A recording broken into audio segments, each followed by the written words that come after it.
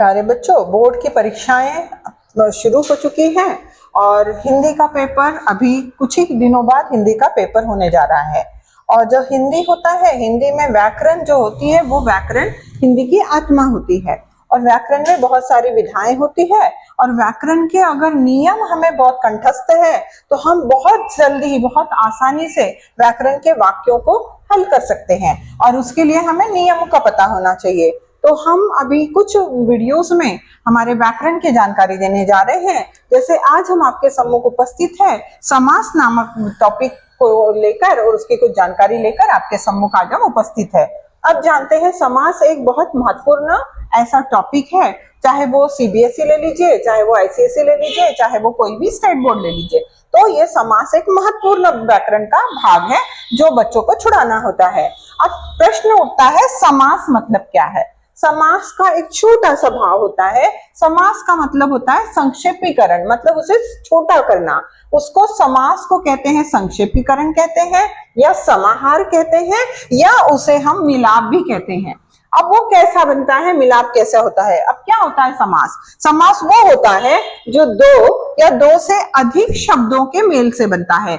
या तो दो शब्द हो या दो से अधिक शब्दों के मेल से जो नया शब्द बनाने की क्रिया होती है उसे हम समास कहते हैं। तो दो या दो से अधिक शब्दों से नया शब्द बनाने की क्रिया को हम समास कहते हैं। अब समास जो होता है उसमें दो चीजें महत्वपूर्ण होती है। कौन सी दो चीजें महत्वपूर्ण होती है? पहला होता है पूर्व पद, दूसरा होता है उत्तर पद। पूर्व पद को उत्तर पद में जब जोड़ा जाता है तो ये दोनों को जोड़कर बनता है समस्त पद। तो समास में पूर्व पद अधिक समस्त उत्तर पद यदि जोड़ दें तो हम बना लेते हैं समस्त पद।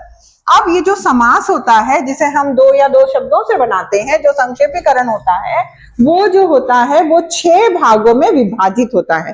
कुल मिलाकर 6 भागों में विभाजित होता है। पहला भाग होता है इसका, पहला भाग होता है तत्पुरुष समास, दूसरा भाग होता है कर्मधारय समास, तीसरा होता है द्विगु समास, चौथा होता है अव्ययीभाव समास, पांचवा होता है द्वंद्व समास और छठा होता है बहुव्रीहि समास। ये 6 प्रकार होते हैं समास के। ओके, तो हम चलते हैं तो धीरे धीरे एक एक भाग को हम उसकी जानकारी लेते हुए चलते हैं, आगे चलते हैं। अब तत्पुरुष समास होता क्या है? तत्पुरुष समास में भी 2 पद होते हैं, प्रथम पद पूर्व पद और उत्तर पद। अब जो ये पूर्व पद होता है तत्पुरुष समास में, पूर्व पद यह गौण होता है, निम्न होता है और उत्तर पद जो है वो प्रधान होता है। जैसे अगर हम कहेंगे तो समास तो ये भी कहा जाता है कि समास मतलब जहां विभक्तियों का लोप होता है। विभक्ति प्रत्यय हम लोग कारक में ऑलरेडी पढ़ चुके हैं। तो जैसे यहाँ पर समास में विभक्तियों का लोप होता है। कौन से समास में? तत्पुरुष समास में। अब यहाँ पर तत्पुरुष समास में उदाहरण के तौर पे देख लीजिए, अगर हमने लिखा गुरु के लिए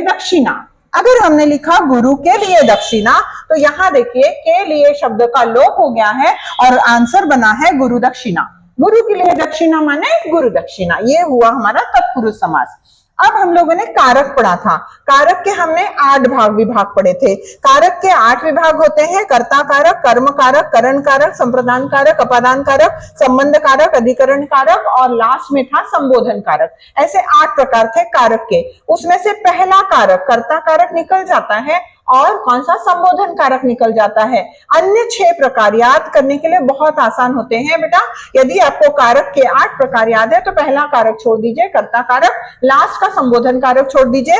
अन्य 6 प्रकार आपको तत्पुरुष समास में दिखाई देंगे। देखिए, कर्म तत्पुरुष समास, करण तत्पुरुष समास, संप्रदान तत्पुरुष समास, अपादान तत्पुरुष समास, संबंध तत्पुरुष समास तथा अधिकरण तत्पुरुष समास। ठीक है, ये 6 प्रकार हो गए। और एक प्रकार 10th में और होता है और 12th में और होता है जिसको कहते हैं नय्य समास। तो समास 7 प्रकार के हो गए। कर्म तत्पुरुष समास, करण तत्पुरुष समास, संप्रदान तत्पुरुष समास, अपादान तत्पुरुष समास, संबंध तत्पुरुष समास, अधिकरण तत्पुरुष समास तथा नय्य समास। ये हमारे कुल मिलाकर 7 भाग हो गए।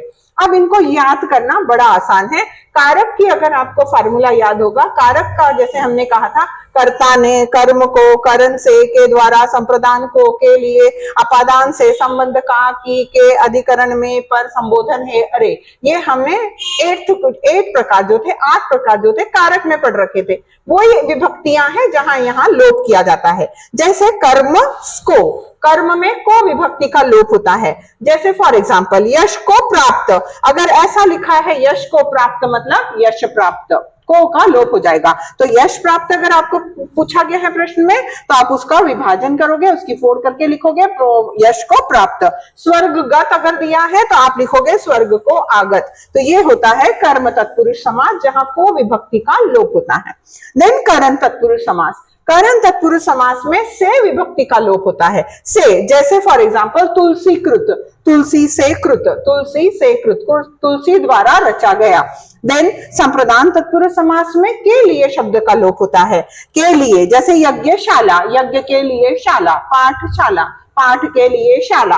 तो इस प्रकार से ये होता है संप्रदान तत्पुरुष। अपादान तत्पुरुष जो होता है उसमें भी से का लोप होता है, लेकिन यहाँ पर दोनों चीजों का अंतर देखा जाता है। तो धनहीन, धन से हीन, वो हीन तो है, किससे हीन है? धन से, जिसके पास धन का अभाव है, धन से हीन।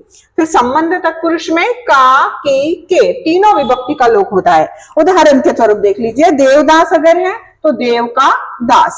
देन आज्ञा अनुसार है तो आज्ञा के अनुसार, राम भक्ति है तो राम की भक्ति। इस प्रकार से का, की और के का लोप हुआ है। कहां पर? संबंध तत्पुरुष में। अधिकरण तत्पुरुष में क्या हुआ है? अधिकरण तत्पुरुष, अधिकरण में पर, तो अधिकरण तत्पुरुष में का लोप होता है या तो पर का लोप होता है। उदाहरण देख लीजिए, ग्रामवास, ग्रामवास मतलब ग्राम में वास। इस प्रकार यहाँ में का लोप हुआ है। और नय्य समास जो होता है, जिसमें न और अ जो पद होता है वो न, अन ये शब्दों का प्रयोग किया जाता है, उसे कहते हैं नय्य समास। उदाहरण स्वरूप अगर ले, हमने कहा अन्याय, उन पर अन्याय हो रहा है। अन्याय हो रहा है मतलब अ मतलब नहीं, और उसका उत्तर हुआ न न्याय। अन्याय मतलब न न्याय। देन असफल, असफल मतलब जो सफल ना हो सके ऐसा, तो अ मतलब न सफल। तो इस प्रकार से ये 7 प्रकार है। किसके 7 प्रकार है? तत्पुरुष समास के। तत्पुरुष समास 7 भागों में विभाजित होता है। पहला कर्म तत्पुरुष समास, करण तत्पुरुष समास, संप्रदान तत्पुरुष समास, अपादान तत्पुरुष समास, संबंध तत्पुरुष समास, अधिकरण तत्पुरुष समास तथा नय्य समास। ओके, तो ये हो गए हमारे पहले भाग के 7 सब डिवीजन जो होता है, ये पुनः 7 भागों में विभाजित किया गया था। उसके बाद आते हैं दूसरे प्रकार का हमारा समास, जिसका नाम है कर्मधारय समास। इसमें 2 चीजों पर विशेष ध्यान दिया जाना चाहिए। इसमें 2 चीजें होती है। पहला चीज होती है विशेषण और विशेष्य पर आधारित, और दूसरी चीज होती है उपमान तथा उपमेय पर आधारित। पहला विशेषण और विशेष। हमने जब विशेषण पढ़ा है तब हमने विशेषण और उसके प्रकार और विशेष क्या होता है ये पढ़ रखा है। यहाँ पर कर्मधारय समास में पहला पद जो होता है वो विशेषण का पद होता है, और दूसरा पद जो होता है वो विशेष्य होता है। उदाहरण स्वरूप हम देखते हैं नील कमल। नील, नील मतलब नीला है जो कमल, वह कमल का फूल जो नीला है। तो आप देखिए नीला जो है वो कमल शब्द की विशेषता बता रहा है। तो नीला जो है वो विशेषण हुआ और कमल जो हुआ विशेष्य हुआ। कमल शब्द की विशेषता नीले शब्द से दिखाई जा रही है और इसीलिए ये हुआ नीला है जो कमल। आप अगर एक एक उदाहरण ध्यान में रखेंगे तो हमें नहीं लगता है समास के उदाहरण सॉल्व करते टाइम, आपको उसे बनाते टाइम आपको कहीं कोई तकलीफ का सामना करना पड़ेगा। दूसरा प्रकार होता है उपमान और उपमेय। हम जानते हैं हम कि बहुत सारी चीजों को उपमा देते हैं, तो उपमान और उपमेय, इसमें पहला पद उपमान होता है, दूसरा पद उपमेय होता है। जैसे हम कहें देहलता, अगर हमने कहा देहलता तो हम कहेंगे देह रूपी लता। लता तो है, बेल तो है, कैसी है? देह, देह उनकी बेल किसके जैसी है? लता के जैसी है बेल, उनका शरीर लता के जैसा है, तो देह रूपी लता। तो पहला शब्द क्या है यहाँ पर? उपमान है, देह शब्द उपमान है। और किसकी उपमा दी गई है? उपमेय दिया गया है, लता का उपमेय दिया गया है, तो देह लता। तो कर्मधारय समास में दो चीजें होती है, विशेषण विशेष में एक उदाहरण याद रखिए, नील कमल, नीला है जो कमल, और विषय उपमान और उपमेय में याद रखिए देह लता, देह रूपी लता। अन्य उदाहरण आप आराम से छुड़ा सकते हैं।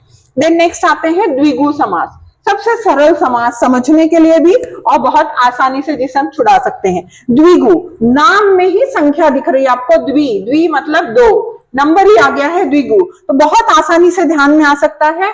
इसमें समस्त पद के जो भी पूर्व पद होते हैं वो कौन से होते हैं? संख्यावाचक विशेषण होते हैं। अभी हमने कहा द्वि, द्वि मतलब दो, तो संख्या समझ में आ गई। तो जिन भी शब्दों में संख्या होती है उन्हें कहते हैं हम संख्या, कौन सा? द्विगु समास। जैसे लिखा हमने चतुर्मुख, चार मुखों का समूह।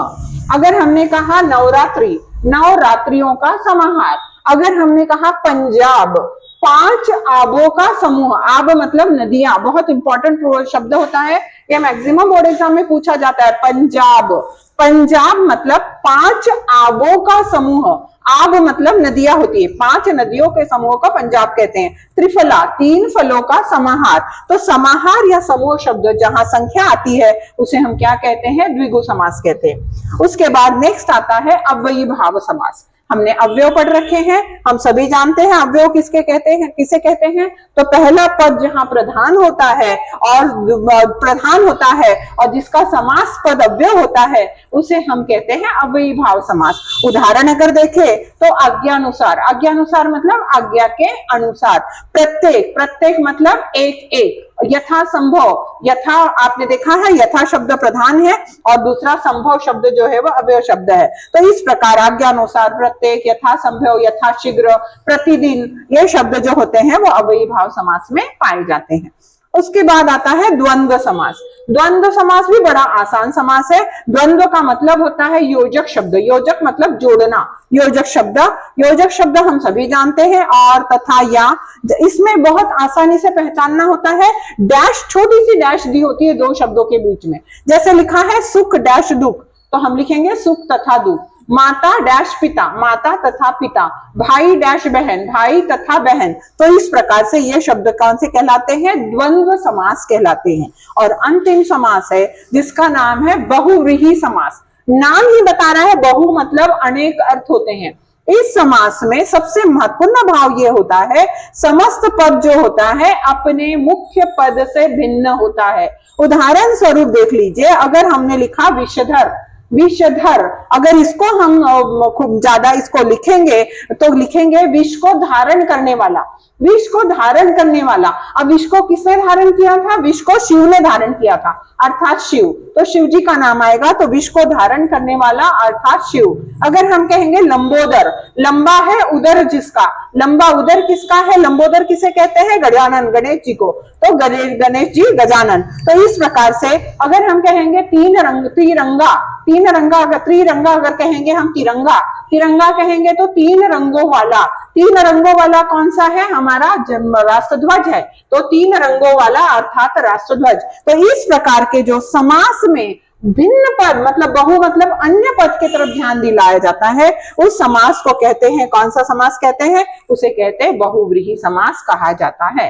तो इस प्रकार से समास जो है उसका संक्षिप्तीकरण होता है, समाहार होता है, मिलाप होता है, दो या दो से अधिक शब्दों को जोड़कर समास बनता है। समास के मुख्यतः 6 प्रकार होते हैं। कौन कौन से होते हैं? तत्पुरुष समास, कर्मधारय समास, द्विगु समास, देन अव्ययी भाव समास, देन द्वंद्व समास, एंड 6th वन होता है बहुव्रीहि समास। और पहला जो होता है जिसमें तत्पुरुष समास में पूर्व पद गौण होता है, उत्तर पद प्रधान होता है, और ये पुनः 7 भाग में विभाजित होता है। पहला होता है कर्म तत्पुरुष समास, करण तत्पुरुष समास, संप्रदान तत्पुरुष समास, अपादान तत्पुरुष समास, संबंध तत्पुरुष समास, अधिकरण तत्पुरुष समास तथा नय्य समास। इस प्रकार से यदि आप इसे बहुत ध्यान से, इतना ही आप बोर्ड भर जितना लिखा है इतना एक एक दो दो उदाहरण के साथ जो हमने समझाया है वो यदि आप बहुत अच्छे से इसकी प्रैक्टिस कर ले, इसको याद रखे और इसी प्रकार से जो भी आपको उदाहरण आते हैं उसको अगर आप छुड़ाने का प्रयास करें तो हमें लगता है कि पूर्ण में से पूर्ण मार्क आप पर्टिकुलर अंक इस पर्टिकुलर विधा में आप ले पाएंगे। और बोर्ड एग्जाम करीब है तो आपकी परीक्षा के लिए आपको best of luck. Thank you.